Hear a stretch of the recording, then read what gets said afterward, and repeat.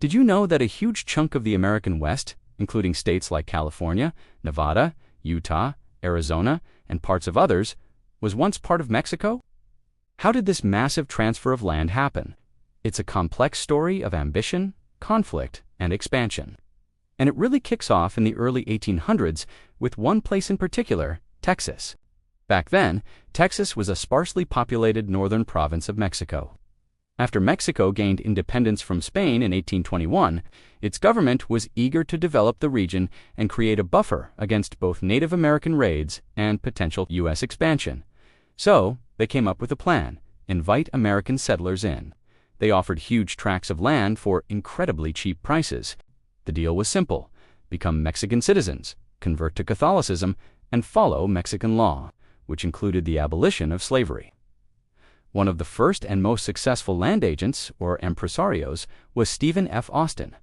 He brought hundreds of American families, known as the Old 300, to Texas, and they came in droves. By the 1830s, American settlers far outnumbered the Mexican Tejanos. The problem was, many of these settlers didn't exactly hold up their end of the bargain.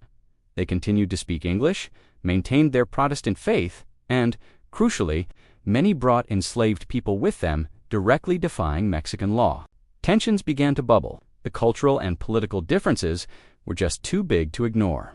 The Mexican government, growing alarmed by the influx and the settlers' independent attitude, tried to clamp down. In 1830, they passed a law that banned further American immigration and reinforced the ban on slavery. This did not go over well with the American Texans, who had gotten used to running things their own way. The political situation in Mexico City was also chaotic, with President Antonio López de Santa Anna centralizing power and scrapping the Federalist Constitution that had given states like Texas a degree of self-government. For the Texan settlers, this was the last straw. It felt like their rights were being stripped away, and calls for rebellion grew louder.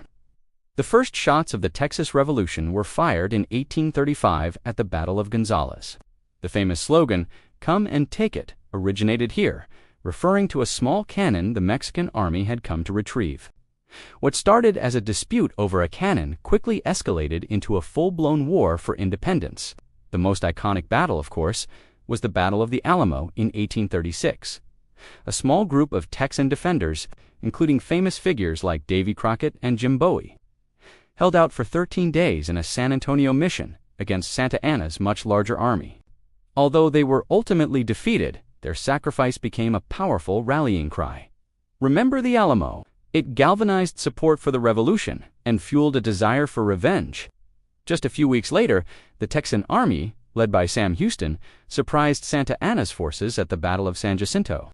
In a swift and decisive victory, they captured Santa Anna himself and forced him to sign treaties recognizing Texas's independence.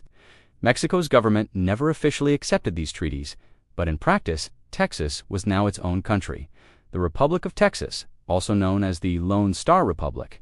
For nearly a decade, Texas existed as an independent nation. But many Texans, being of American origin, always had another goal in mind: joining the United States. In the U.S., the idea of annexing Texas was popular, but also deeply controversial, mainly because it would mean adding another large slave state to the Union, upsetting the delicate balance of power. This question of annexation would dominate American politics and set the stage for an even larger conflict with Mexico. The story of Texas was just the beginning.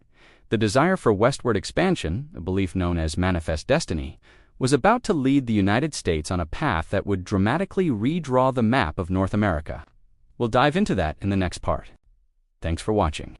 If you found this interesting, be sure to like and subscribe so you don't miss part 2.